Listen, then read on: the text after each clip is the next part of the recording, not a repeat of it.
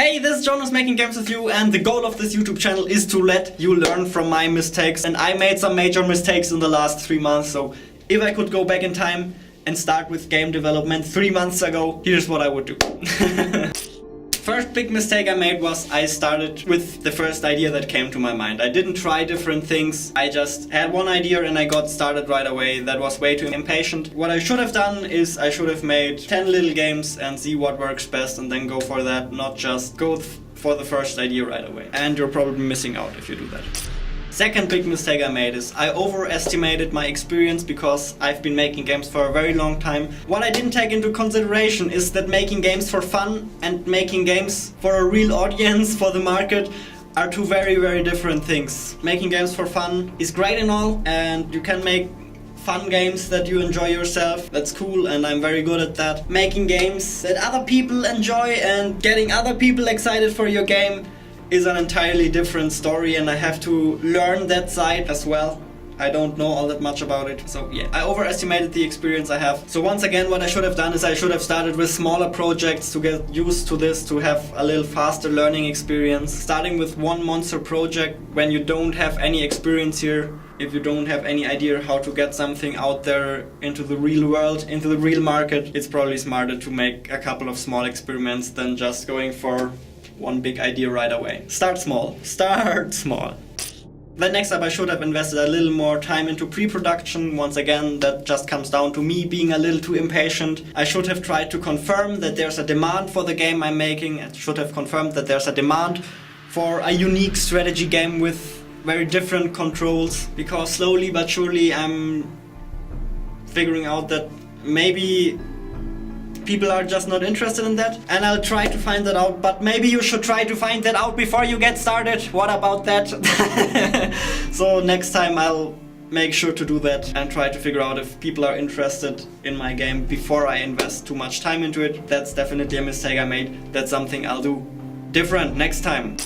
Then, another thing I learned is that understandability is a big deal. I don't know if the word understandability exists, but yeah, understandability is super important. If people don't understand your game, that destroys a lot of the appeal. If people understand what's going on, there's a lot higher chance that they will think, oh, I want to try that. If they don't understand what's going on and they see your screenshot or your gameplay of your game, they will probably not think, oh, I want to try that. Why would you want to try something that you don't understand? How easy your game is to understand just by watching its screenshots and watching gameplay footage is a massively big deal, and I will pay more attention to that next time.